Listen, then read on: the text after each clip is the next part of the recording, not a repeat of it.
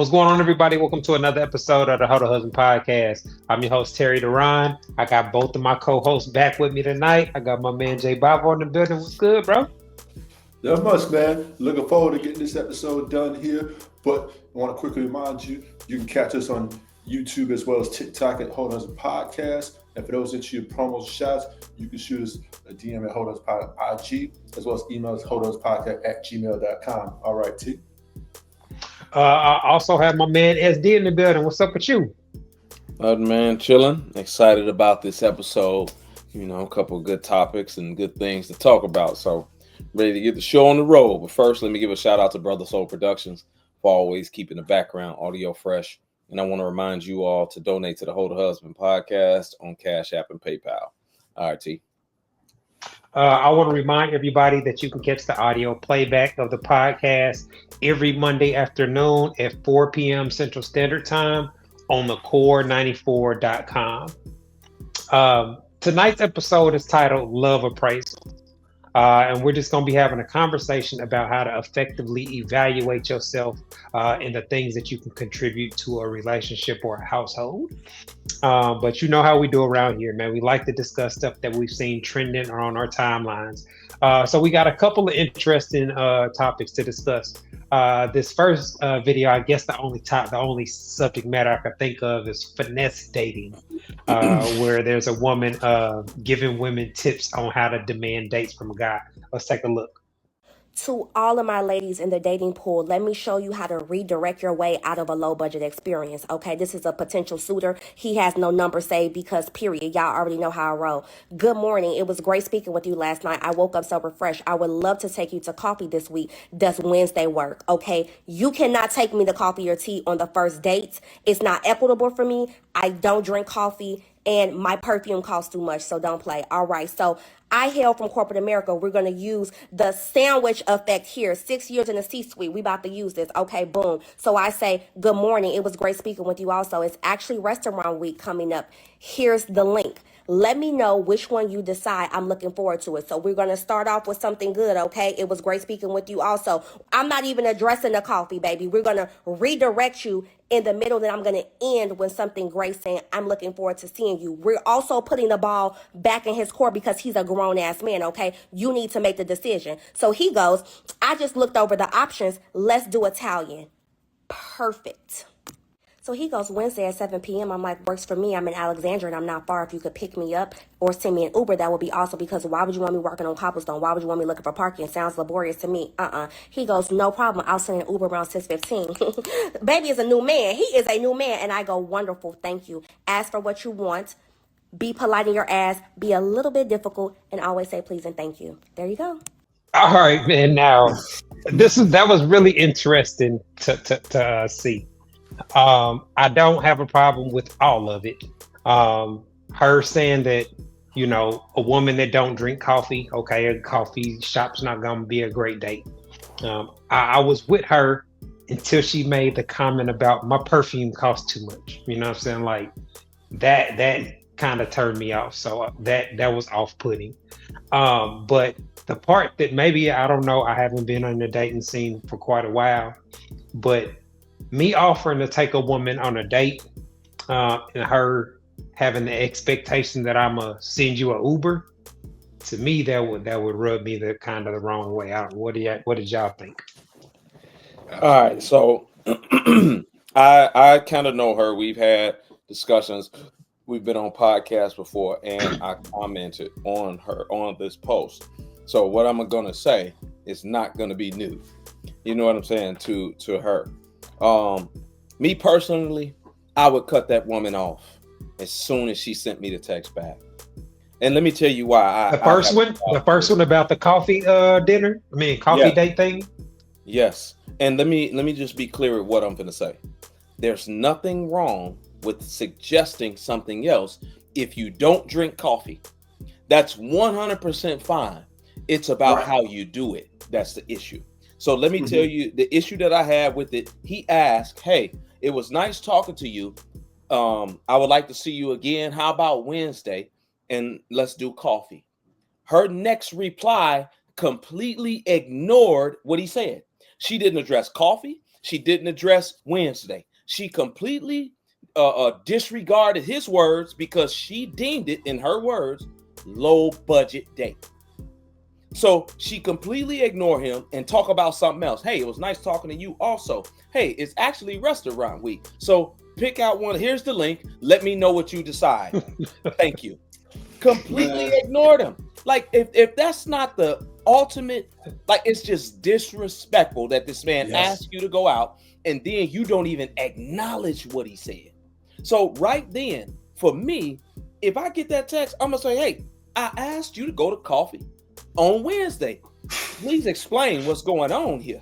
Like, you got to explain this to a guy like me. See, to a simp, to a sucker, to a nerd. He's happy. He's just happy to be talking to her. Exactly. Exactly the point. That's why he responded back. Hey, Italian is good. He gonna let you.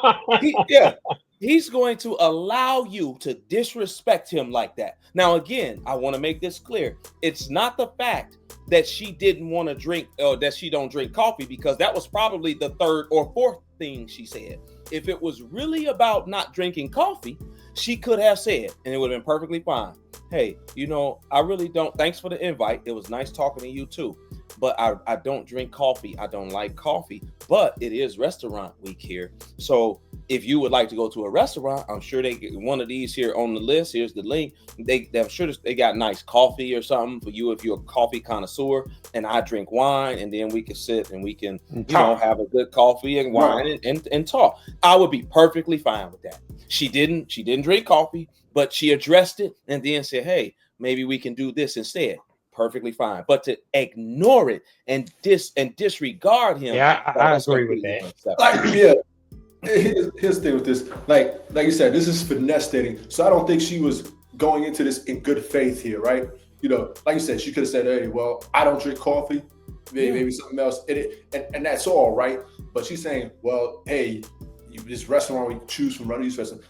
For me, if a woman proposed to me that way, I would have taken it as she's not interested in me in that kind of level. Because if a woman likes you, she'll go pretty much most of the places that you would go. 9 times out of 10, the answer will be yes. You can go to a food truck or a hot dog stand, and she'll say yes if she's into you like that. Because here's the thing: she's valuing the time spent with you, as opposed to where you take her.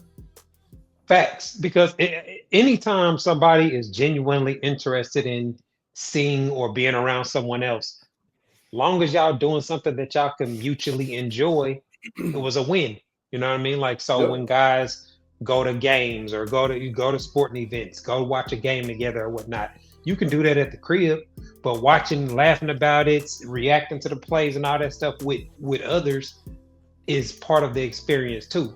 And so simply being on a date, smelling their perfume or they cologne, like the experience that a woman get from being around a man, if she actually like them, there are layers of things that she can enjoy about the date. And so you're right. A lot of the guys that don't have much success with women are going to respond like the guy. And because I enjoy a lot of instances about the dude. He's definitely a lame that don't have success with women, because not only did she ignore him and make them, saying that, she hit him with you gotta hit me with an Uber too.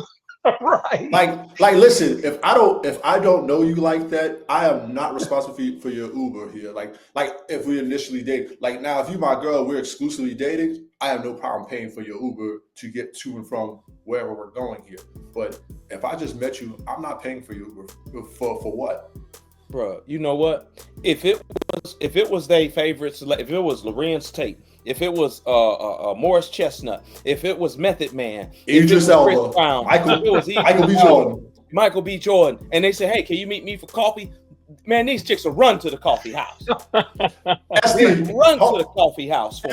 SD, I'll take it a step further, man. If this was Chris Brown, Idris Elba, Michael B. Jordan, let me tell you something. They'll work 2 jobs, go 50-50, whatever he wants, and still give him triple X-rated sex, bro.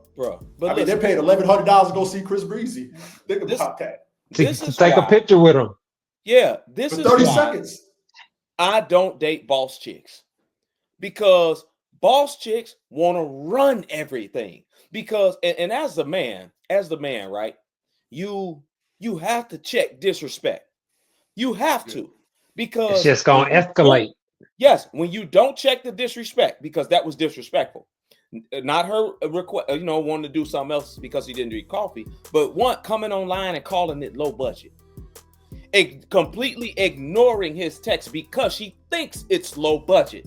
And she thinks her perfume costs too much to even go and have coffee. The arrogance, the cockiness, that type of stuff in a woman like that, it's because they make money. And this is the attitude for men that's off-putting and a lot of men don't want to deal with. So red flags everywhere.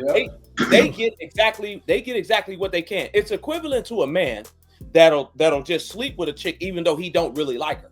Women will take and use whatever a guy is willing to give them, even though they don't really like him. Yeah. Just like a man will take that sex from a woman, even though he don't really like her. So you have to check that type of stuff immediately, because the next time you want to do something and she feel like she ain't even gonna acknowledge you, bro. She gonna come with something else, and your he's gonna have to. Gonna be like, he's gonna have to pay. He's gonna have to top what he did last time. Come on, man. Exactly. Like that's why so many of them struggle in the dating world out here, because they have unrealistic expectations and their attitude and behavior is completely unpleasant to be around long term. And eventually it's unpleasant. It's unpleasant to the guys they actually like. The lames is just telling her good morning. He's just happy you respond to his text, or he's like, he's gonna respond, but she don't really like that dude that she's texting.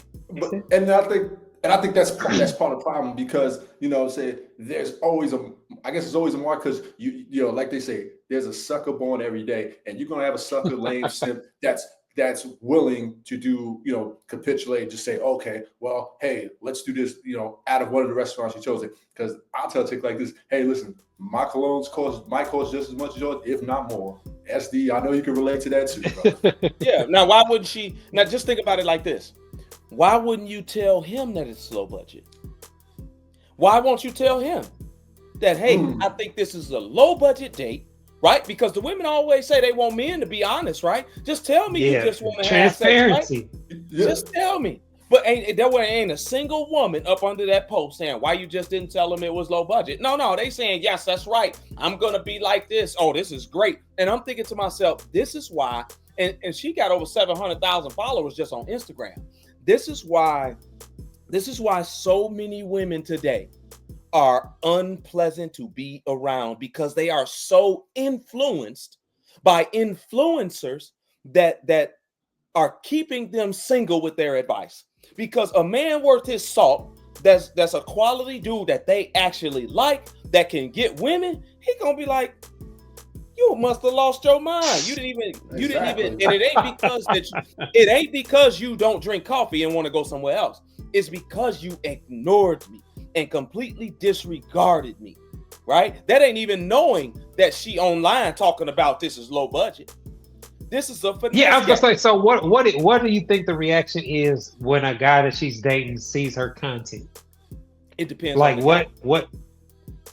Yeah, it depends. Yeah, I think if it's a guy, I would say a quality guy, that has standards for himself, and I don't think he would want that, especially somebody that has himself together and actually has some loose. Why he's gonna look at it like, why would I want to date somebody like that? That's not gonna be pleasant. He's gonna feel like it's a waste of time.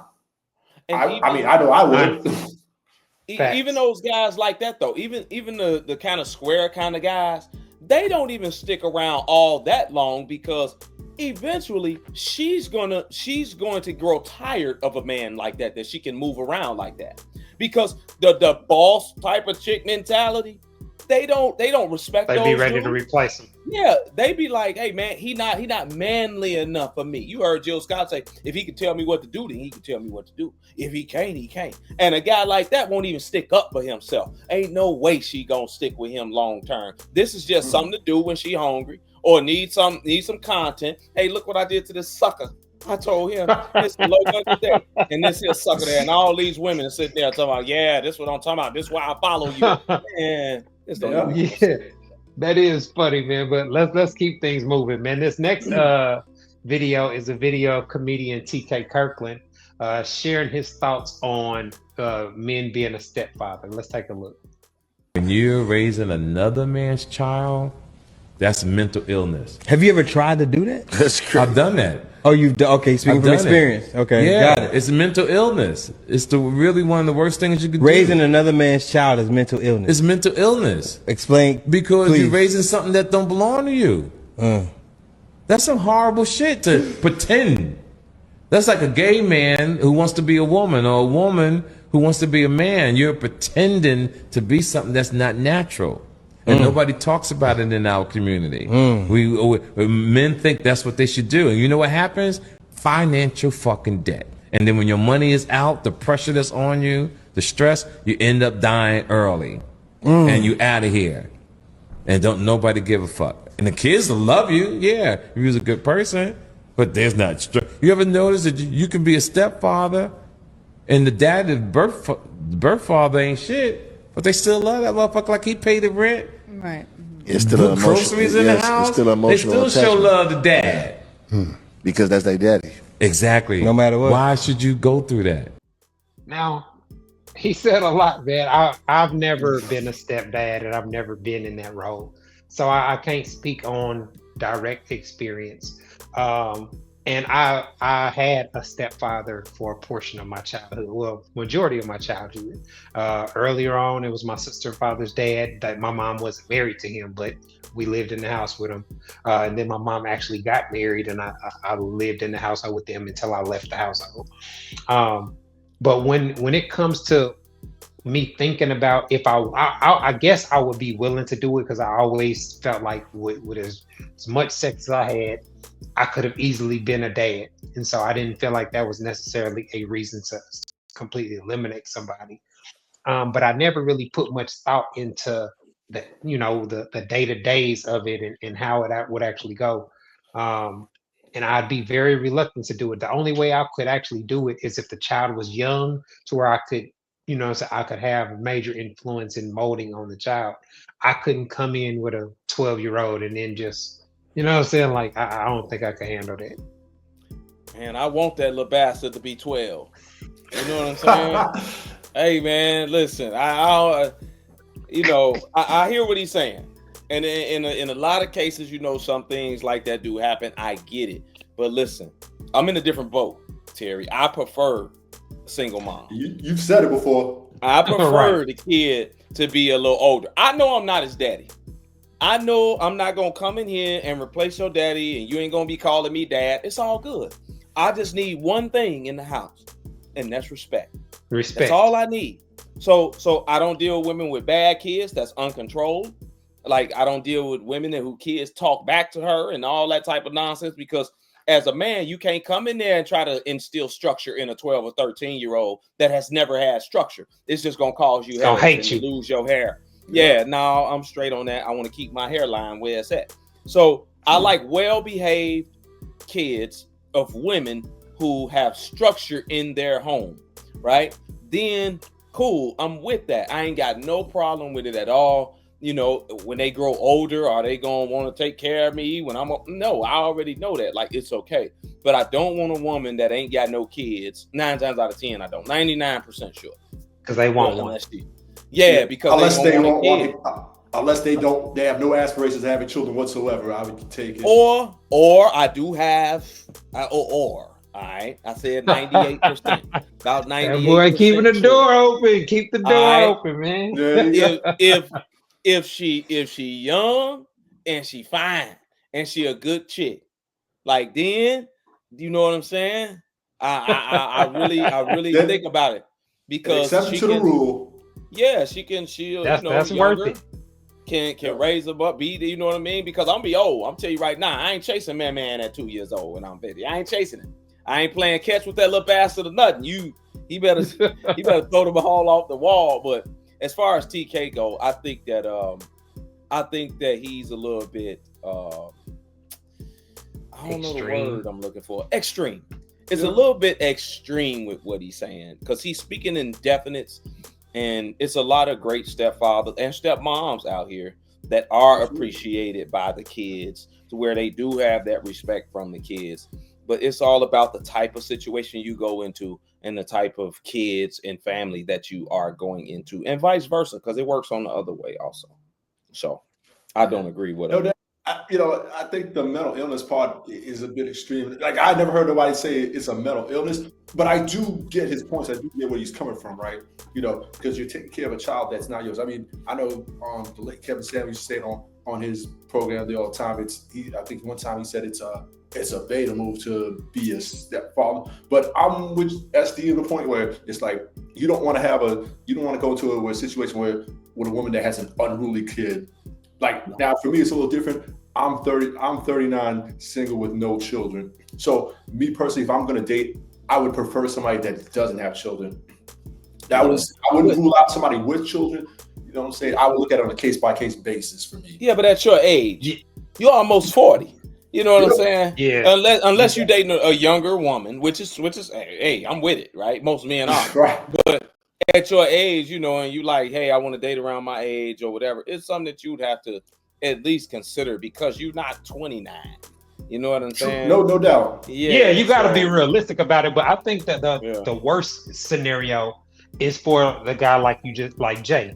Like, you don't got no kids, and you got to go just inherit all the debt and responsibility that come with a woman that already got kids. I think that can be overwhelming to a lot of guys that don't have kids already.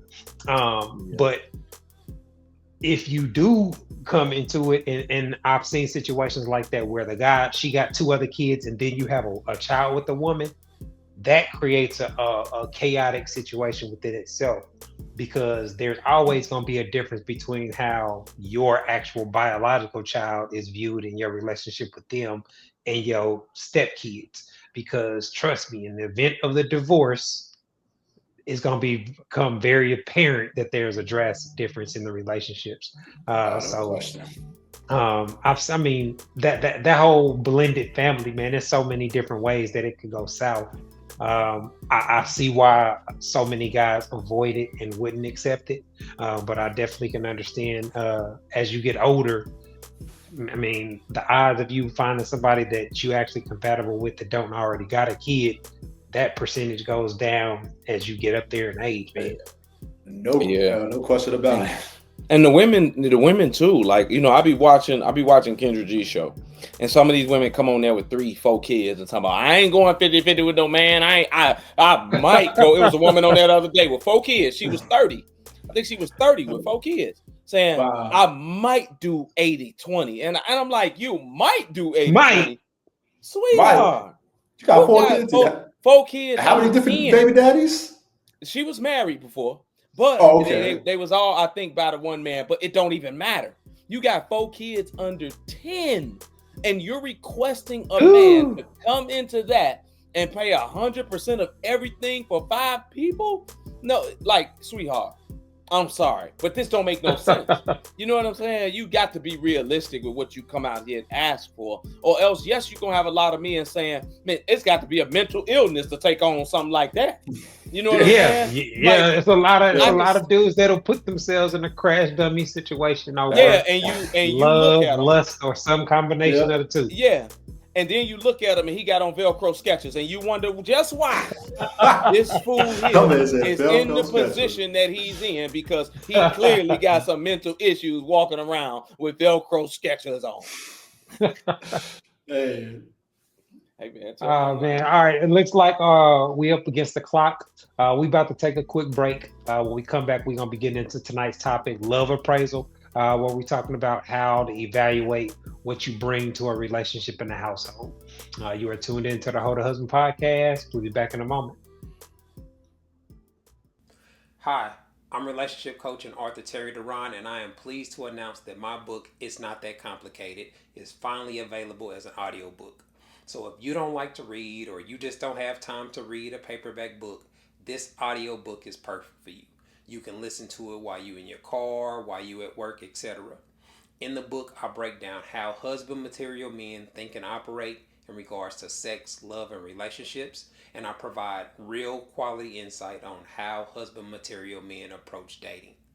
The audiobook is available on audible.com and on iTunes. All you have to do is go to one of the websites and search for my name, Terry Duran. Go download your copy today. All right, everybody, welcome back to the How to Husband podcast. Tonight's episode is titled Love Appraisal. We're just going to be having a conversation about how to evaluate what you actually bring to a relationship or a household. As a man, you know, or from the male perspective, it's really easy to determine that, because it's primarily things that are tangible, like the finances of the household, the leadership or the direction and protection. That's easy to see by, you know, when you look at a family, how they living, how they moving, how, you know, how well taken care of. That's usually how men are evaluated in our society. But it seems like a lot of people struggle with making that evaluation of themselves on the dating market. So when it comes to self-evaluation or evaluating yourself on the dating market, what are some of the things that y'all consider? You know, of course, finances is in that. For me personally, finances is in it. Then height is in it. Physical appearance is in it. Then you know, personality, humor, swag, confidence. You know, just being reasonable with different things that I say or I think or whatever. Trying to be fair. So I put in, and how I handle my business, you know, fatherhood. That's a big one for me. You know what I'm saying? How I handle my business, not only with my child, but his mom also, and the way that I talk about, you know, her and how I treat that relationship and the different things that I do. So it's not just financial, even though that's a part that I know women like. I get that, but it's a lot more substance-based things too, you know, that I also assess myself off of. And it's not perfect because, of course, I talk about my past. I talk about the whole phase. I talk about certain things I ain't gonna put up with. So that kind of makes women be like, wait a minute, the whole phase. But it is what it is. It's the truth. And so as long as I'm standing on that, then I'm fine with where I'm at in the dating market personally. So, Jay, what about you? Similar, you know, having your finances and just having just all your personal affairs in order, like you said, your finances, making sure you're on top of all your bills and things of that sort. You know what I'm saying? And then for me, like when I step out, you know what I'm saying, I make sure, hey, how do I look when I'm stepping out, especially if you're going to, let's just say, a mixer event or something, right? I'm big on how do I look, even how I smell in that situation, and just dress the part for that kind of situation. You got to, because I think, you know, and I think if you're going to improve anything, right, I think the first step is having a level of self-awareness, and I think a lot of people struggle with having self-awareness. So it's just like, okay, maybe I might have done this wrong, you know, because every dating situation I always look at it as a teaching moment, whether it went good, went bad, or otherwise. So I look that's at, smart. Okay, what could I have done better there? You know what I'm saying? And having a self-awareness is like, damn, I didn't like the way I did this, wasn't a fan of this, but this is what I can do better for the next situation. So I use every single dating situation that I've been in as a teaching moment, as opposed to just, you know, blaming the woman, because I think that's easy to do. Yeah, I mean, like you said, you mentioned awareness. I think the sooner that men and women come to terms with the realities of the dating world, I think that makes it easier to actually navigate. I think guys kind of are forced to come to those realizations in their teens rather than, you know, having these aha moments in their 20s or 30s. Guys are kind of forced to evaluate and make critical dating decisions based off the behaviors and the dating decisions that women make. And so the point that I wanted to get to about the dating, the evaluating yourself is, I think especially with women, a lot of the ways that they evaluate themselves is flawed, because the most important thing when it comes to that is your evaluation system has to take into account heavily what the opposite sex desires, not just the things that you think that they desire. And I think that's one of the big hiccups that women have. Yeah, that's a big problem with women. And if you think about you know, when I first started talking, I of course I mentioned finances. I mentioned the physical appearance, and then like personality, then fatherhood, things like that. All things that are important to women. Finances is one of the top things that women want because they look for a provider, right? Then you talk about physical appearance. They like men that are well groomed, that can dress, that smell good, that keep they self up, or whatever the case. Taking Like care of. these here, these here things that I focused on young, as far as my career and different things like that, and property, all this stuff. Like it was, a lot of it was because it's what women like. They like men that can go and go out and do things when they want to do them, and buy certain things, and drive nice cars, and live in nice homes, and all of that type of stuff. As well as men, the lifestyle that you provide. As well as men that are groomed nice, keep themselves together. That's reasonable, understandable, good dads. Like these here are things that I mentioned first. I didn't mention I'm a really good nurturer. I'm a really good homemaker. That's what a lot of women do nowadays. Tell me I'm lying. Like, because you just made me think about it, because you said not what you want them to have or want you for. So I say that because a lot of women nowadays, because they make a little money and out here on their own doing it, they mention things to men that men don't necessarily care about. And they ignore the things that men do care about, which puts them at a disadvantage in a dating world. So it hurts them to mention things that they want to give the man, instead of things or instead of the things that the man actually want, the nurturing, the homemaking, the femininity. These are things that we want. Go ahead. I think that just kind of reflects the lack of understanding that they truly have about how men actually operate. And I think that's kind of like the core reason that me and you give these kind of discussions and have these kind of talks, because how husband material men think and operate is very similar to one another. You know what I mean? Like, it's not no secret on how to set your life up for that type of scenario. Whether you are a husband and father or not, having the ingredients or the components to be a good we figure out what it takes to do that very easily, and part of the reason is the things that it takes to be successful with women, to have a whole phase, to are the exact same things it takes to be successful in a career, in a business, and as a dad or a husband. You just adjust how you handle the different situations, and you don't have the same goals that you do when you're in your whole phase. But reading women, paying attention to women, making yourself desirable, those are things that the guys that have success are going to do their whole lives. That's why you got what they say, zaddies and all that. There are always going to be men that know how to attract the women. Yeah, and you said that they lack that self-awareness, and a lot of women lack it because they never have to do those things to get women. I mean, to get men. See, we had to have something to get women, to attract women. I had to groom myself nice to attract women. I had to get myself a nice car because they didn't like a dude that was walking. You know what I'm saying? So I had to do some of these here. Women love men that's outside playing with their kids. They love that, like secret, like, you know what I'm saying? They like, oh, look at him playing with this little boy. He playing catch. Women love that. Yeah. So those are things that I focused on. Whereas women, they don't have to do anything to get the attention and sex from men. Men have to do things to get it from women. So the older they get, they just have men throwing attention. They sending them money. Now they send them money on Cash App. Nothing. They don't have to do anything. No effort. So then, yes, in order to get sex, of course you don't have to do anything. But in order to get a ring, that's when you have to do things. That's where they come fall short. Yeah. And they lost in the process because they never had to do anything.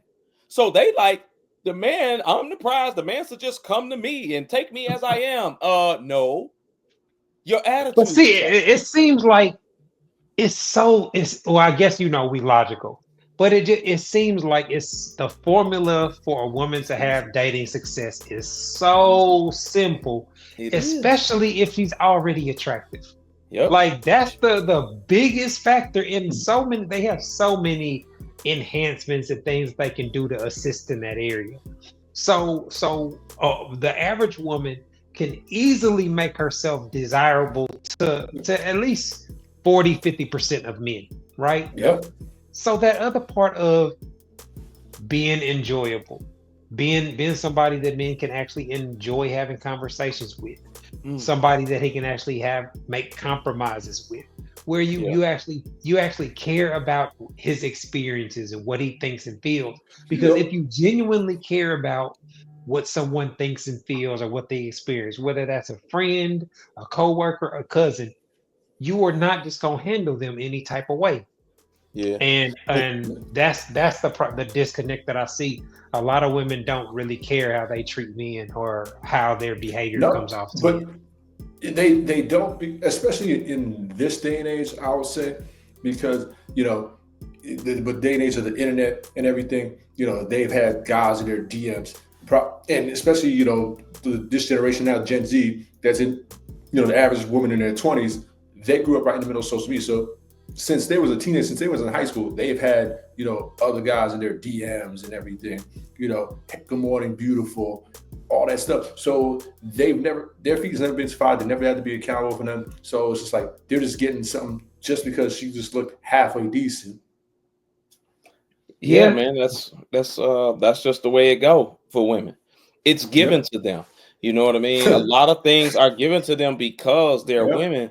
And then when they come out here and they actually want a husband, that's why you get them on these here pages. They be 30, 40, 50 years old, and they have no clue what men really want out here from a woman in order to make her his woman and then marry her.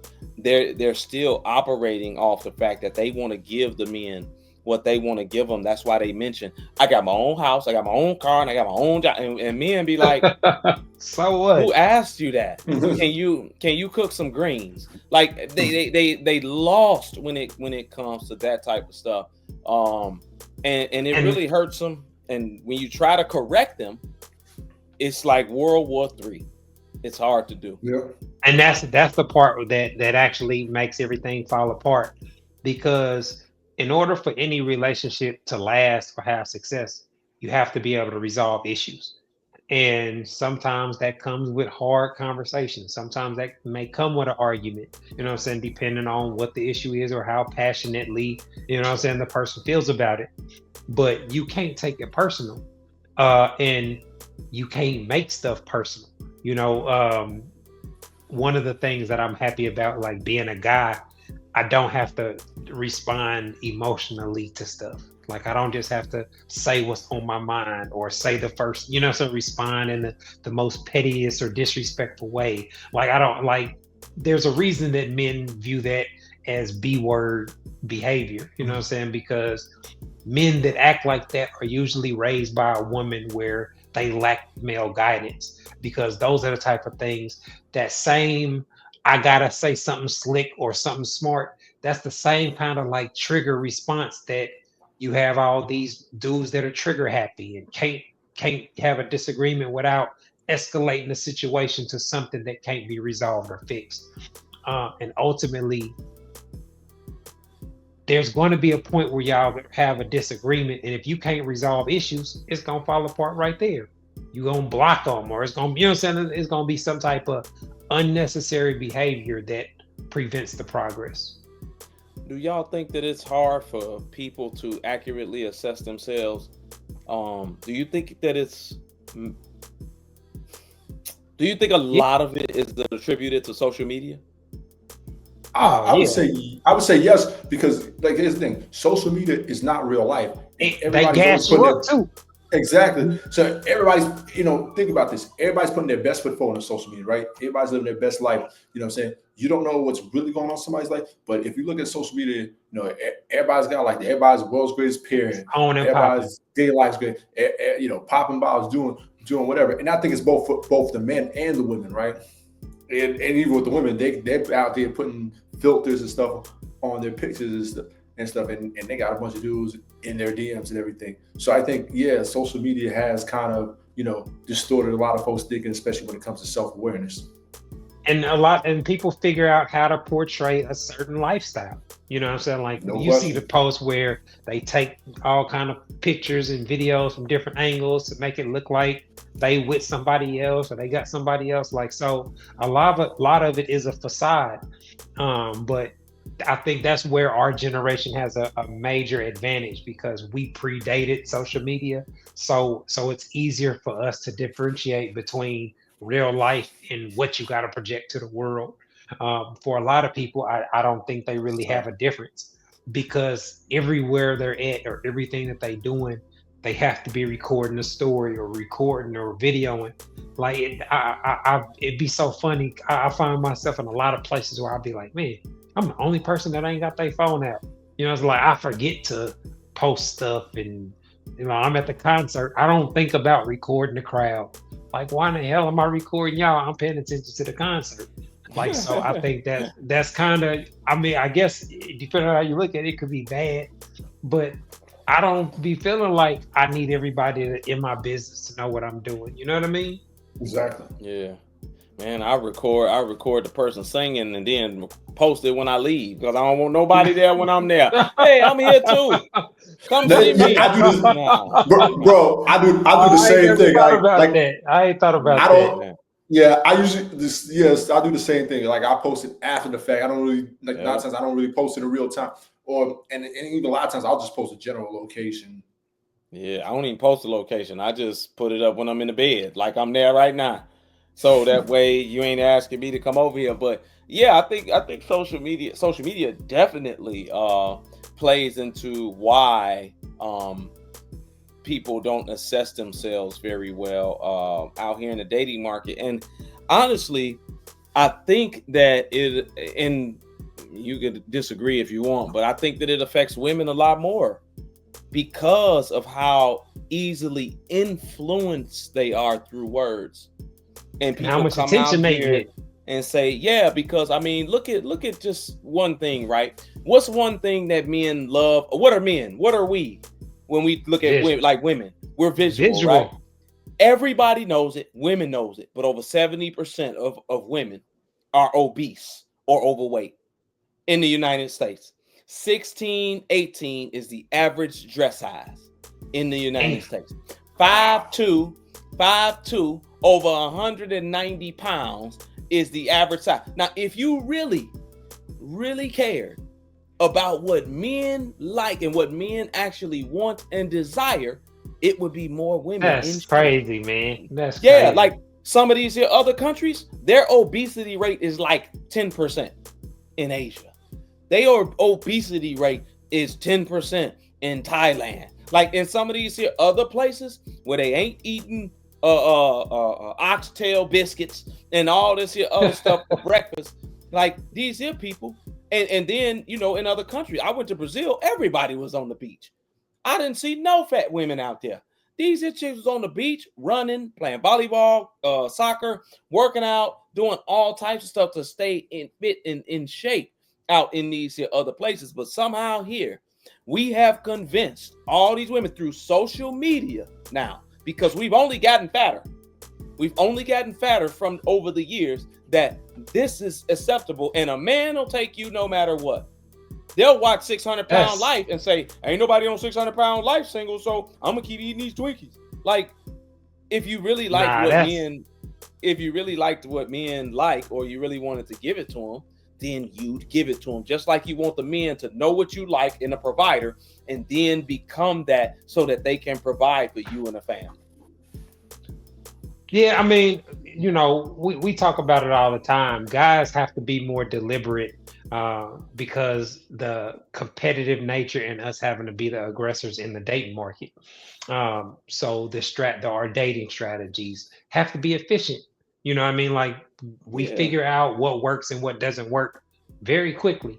A lot of it, we take our L's, like getting played, getting finessed, getting curved, but Yeah. you learn over time what to look for and how to move accordingly.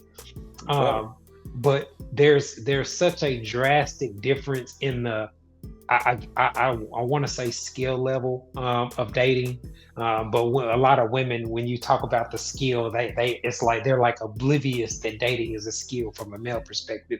But initiating conversations, approaching women, you know, so like you said earlier, having humor, being witty, being able to talk to a crowd of women, like these are all like different. If you had to go to dating college, these would all be courses that a guy would have to learn to do these type of things in order to have success. How to be a wingman, how to, you know, they're like how to do this, how to tell when a woman likes you.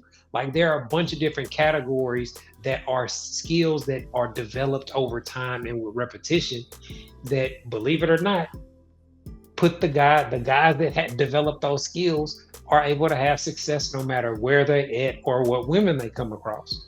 So it's amazing how much information you get or you learn from being a hoe or having a desire to be a hoe.